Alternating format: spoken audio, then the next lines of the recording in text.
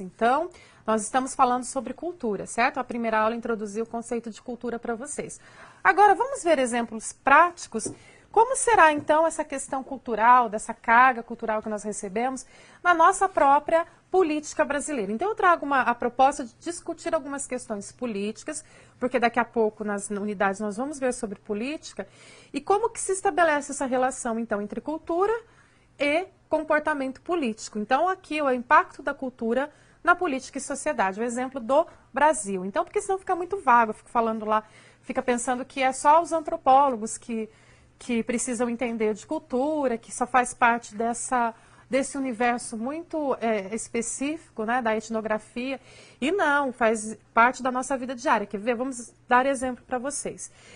Na unidade 1 do guia, eu falei um pouquinho a respeito da sociologia no Brasil. Falei que nós fomos, durante muito tempo, colonizados por Portugal, que nós temos uma carga justamente cultural desse processo. Aí eu falei de Gilberto Freire, Florestan Fernandes, do Sérgio Buarque de Holanda.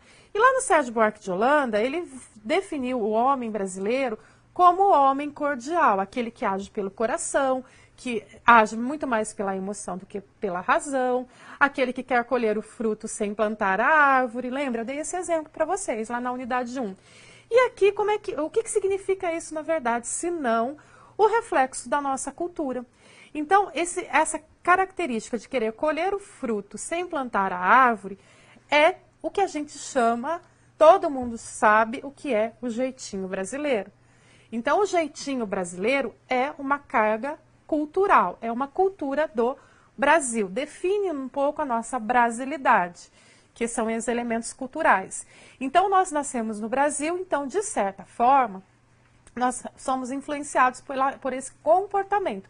E o comportamento, esse valor, é cultura. Então, a corrupção no Brasil é cultural e está enraizada no cotidiano das pessoas. Pronto, abri a internet lá, tinha essa matéria falando da questão que a corrupção, que nós tanto debatemos, e principalmente agora, né, vivendo essa crise política, nós debatemos corrupção, e nós vamos então ter que olhar para o nosso passado e para a nossa própria cultura. A cultura do jeitinho brasileiro, que começa lá muito malandramente, achando que furar uma fila é sinônimo de esperteza e não de corrupção. Isso se torna uma ação social. Lembra do Weber, que eu expliquei para vocês? Você se pauta na ação do outro e vai escolher lá reproduzir essa ação, ou seja, você internaliza isso e reproduz. Então, nós olhamos você está lá na fila do banco, meia hora. De repente, vem um espertinho e passa na frente e é atendido pelo cara lá do banco, pelo atendente. Aí você se sente um trouxa, um idiota de estar meia hora na fila, certo? Não é assim com você também? Aí você vai pensar, da próxima vez, eu não vou ficar na fila meia hora. Eu vou também dar um jeito de pular e de fazer uma malandragem, cortar um caminho aqui, porque eu não sou idiota. Então, isso é cultural. Nós vamos internalizando isso, reproduzindo isso, e isso vai, claro, culminar no processo da corrupção institucional que nós temos na política brasileira. Compreenderam? Né? Tá fazendo sentido para você essa questão da cultura com a questão política? Então, nós temos algumas marcas na cultura brasileira. Algumas questões são positivas, sim. A questão da alegria, a questão justamente da capacidade que o brasileiro tem de se adaptar a várias coisas. Nós temos muitas coisas positivas, porém aqui eu vou trazer e vou focar nas coisas que nós precisamos mudar, justamente porque eu quero enfatizar para vocês, e já falei, se nossa cultura não é determinante, é condicionante, nós podemos mudar. Então eu quero falar das coisas que são ruins, que nós devemos mudar, certo? Então, marcas da cultura brasileira na política. A primeira delas, uso privado da coisa pública, né? Aquilo que nós vimos lá no Sérgio Buarque de Holanda, lá no Gilberto Freire. A questão de achar que o Estado é uma coisa privada. Então, o indivíduo ele chega no poder, qualquer poder, tá? Municipal, federal, estadual, poder da empresa, qualquer coisa. Ele acha que o que é coletivo, que o que é público é dele. Ele se apropria da coisa pública e estabelece uma rede de relacionamentos. Lembra lá a pessoalidade nas relações? Então, eu não cumpro leis, né? Leis são para todos, né? O brasileiro odeia leis, porque leis são imparciais, pelo menos teoricamente. Então, eu estabeleço uma rede de clientelismo, ou seja, o toma lá da cá da política, né? Se você votar em mim, eu te dou um cargo tal, depois quando eu for eleito. Nepotismo, se o cara é eleito, ou mesmo entra, tem um poderzinho dentro da empresa, ele vai empregar todos os parentes, né? A questão do coronelismo, né? Daquela prática que nós temos lá da Casa Grande Senzala.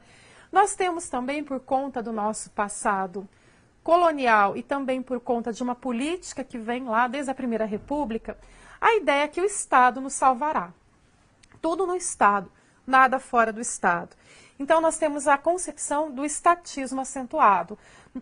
Todas as mudanças que nós queremos para a sociedade, nós achamos que essas mudanças devem vir e partir do Estado, nunca de nós enquanto indivíduos, da nossa responsabilidade individual, não. Eu não preciso fazer nada, mas o Estado precisa fazer tudo por mim. Nós, por conta disso, temos a ideia de que alguém, o Messias, Salvador da Pátria, né? Aí lê-se o presidente da República, o governador, o prefeito, ele sim, quando fulano chegar no poder, ele vai mudar tudo. E o Estado vai mudar a minha vida, vai mudar tudo, vai me dar tudo que eu preciso. Então, essa relação estatismo com a ideia de que vem o Salvador da Pátria é muito comum no Brasil. A cada eleição, as pessoas, a maioria, sente então e joga todas as expectativas na questão do Estado e dos salvadores da pátria, né, que se valem, obviamente, aí para fazer propaganda eleitoral dessa ideia que nós temos presente culturalmente no Brasil. Nós temos também, por conta dessa cultura, uma plasticidade ideológica muito grande nos partidos políticos. O que eu quero dizer com isso? Que os partidos não têm uma concepção ideológica mais firme, ou seja, é plástico, muda a todo momento. Vê os partidos, não vou nem citar nomes, claro, para não polemizar, mas aí você vai pensando aí. Tem partidos que não têm uma agenda de governo, eles na verdade querem cargos, certo? Eles só querem os cargos para poder colocar amigos e parentes e usufruir do poder. Porém, falta uma agenda política. E muitos desses nossos políticos, eles pulam de partido em partido como se fosse a coisa mais natural do mundo. Isso é um critério e é também uma característica dessa concepção que nós temos de política. Ou seja, eu estou aqui no partido X, e o partido X é identificado, sei lá, com a direita ou com a esquerda. Ah, briguei no partido ou qualquer coisa, mudo para o outro partido de uma hora para outra.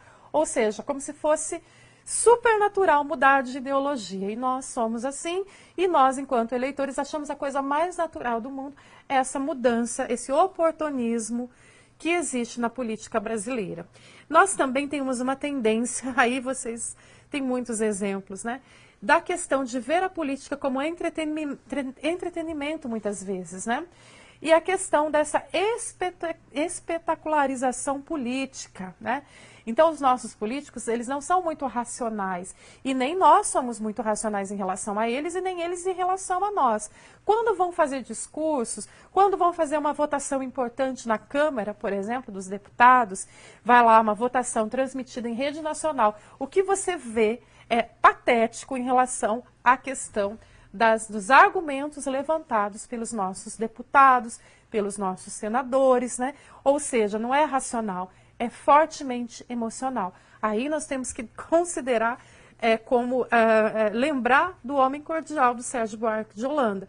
Então, essa cordialidade no sentido não do bem, mas no sentido de de forte carga emocional e de racionalidade nas propostas, nos argumentos, nos discursos, na maneira de fazer e ser da política nacional. Outra questão, aí eu já falei isso para vocês, mas para reforçar, vamos dizer assim, né, a questão da política, a questão do Estado. O Estado, aí eu brinquei com vocês, né, o Estado, eu fiz uma analogia, o Estado é meu pastor e nada me faltará. Todo mundo fala mal do Estado, todo mundo ama o Estado no Brasil.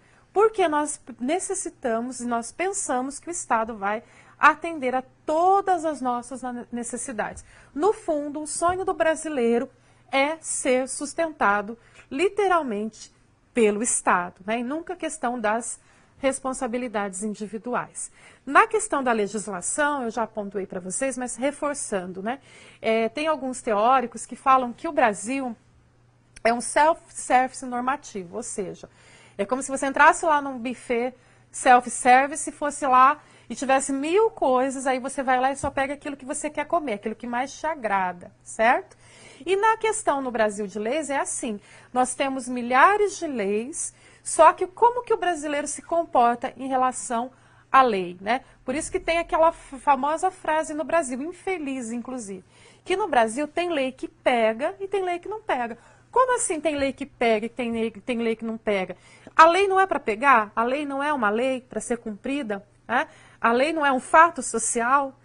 É geral, exterior e coercitivo? Não, no Brasil ela é um pouquinho diferente, porque tem lei que pega e tem lei que não pega. Porque o brasileiro se faz valer da lei quando lhe interessa. Quando não é do seu interesse, quando afeta a sua conduta, quando afeta o seu comportamento, o que nós brasileiros fazemos? Tentamos burlar a lei. E aí a ideia e a concepção cultural já compartilhada, como se fosse natural, que tudo no Brasil acaba em pizza. Tudo, né? Então tem leis, tem isso, tem aquilo, tem discussão. No final das contas não serve para nada. Porque culturalmente, gente, prezados, atentem-se a isso. Nós não somos feitos para a impessoalidade das relações. Sérgio Buarque de Holanda. O brasileiro odeia a impessoalidade. O que é impessoalidade? Ou seja, a questão da impessoalidade e imparcialidade. Nós, como somos cordiais, nós queremos ser reconhecidos, queremos ser chamados pelo nome, queremos ter proximidade das relações. E o brasileiro odeia isso, odeia ser desconhecido, odeia ser impessoal. Então, por isso que nós estabelecemos relações de proximidade. E nem sempre isso no campo da política é benéfico. Porque aí nós vamos ter aquela questão justamente do clientelismo, do nepotismo. Ah, então eu vou me dar bem na vida se eu for amigo de alguém poderoso. Se eu for amigo de alguém que está na política, eu vou galgar os cargos, aí, pular as etapas, né, sem mérito. E justamente quando nós temos um pouquinho de poder, assim, seja qualquer poderzinho que você tem, você quer jogar na cara de alguém, não é assim? Quem nunca presenciou, ouviu ou sabe dessa coisa chamada carteirada? Você está num lugar, chega alguém poderoso e ele não quer ser atendido como as outras pessoas. Ele não quer enfrentar fila, ele não quer cumprir as regras de determinados departamentos. E aí ele vai, se a pessoa insiste, não, mas o senhor tem que preencher isso aqui. Você sabe com quem você está falando? Já ouviram isso? Tipicamente brasileiro. Vai em outro país, mais rígido, mais sério, se você vê um juiz, um político, sei lá, um professor, alguém, um empresário, não cumprindo as próprias leis do país, né? Só que aqui no Brasil isso acontece, porque é cultural, é natural. E na questão do campo também econômico, nós também trazemos algumas questões muito ligadas à nossa maneira de ser, de valores, de visão de mundo brasileiro. Na economia, prevalece a ideia de que o imperialismo estrangeiro vai destruir o Brasil. A ideia das multinacionais, ou seja, do dinheiro estrangeiro. Então, nós sempre tivemos medo do imperialismo estrangeiro. E o pensamento de que o Estado é que deve impulsionar a industrialização. Lembra lá Getúlio Vargas, né, o processo de industrialização no Brasil, a ideia que as multinacionais são extremamente predatórias, tudo bem. E aí a ideia, então, sempre que a empresa estatal deve prevalecer e que todo brasileiro lucra com ela. Então, se é do Estado, é do povo. Exemplo, a Petrobras. Aí eu pergunto para vocês, a Petrobras é nossa? Você recebe benefícios de ter uma empresa estatal tão poderosa e tão importante como a Petrobras? Qual é o preço da gasolina que nós pagamos? Só para ficar na pergunta. E também, o Estado deve socorrer o empresariado brasileiro. A ideia, então somos estatistas. Então, você vai abrir uma empresa, você quer que o Estado ajude você, através do BNDES, não é? Não é certo assim? Então, se você tiver lucros, o lucro é seu.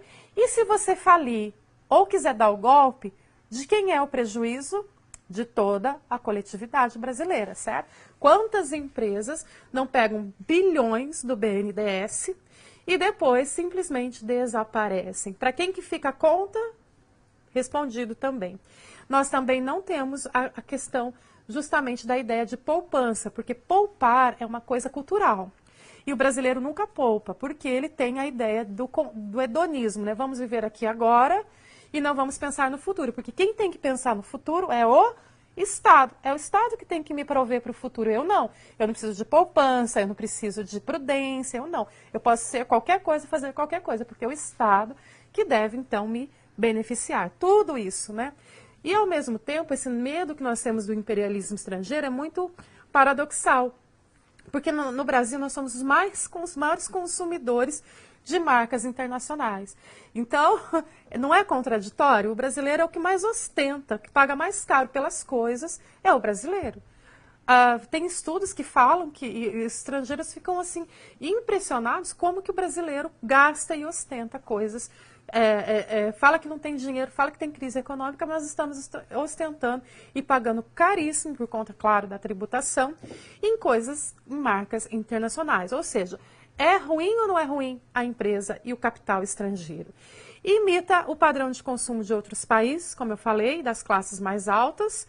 Então, tudo que ganha, não pensa numa poupança, pensa em comprar uma marca, alguma coisa para ostentar. E justamente pagamos muito caro por isso, né? Então, isso daí, gente, claro, né? Como eu disse, não é só ruim, nós temos coisas boas, por favor.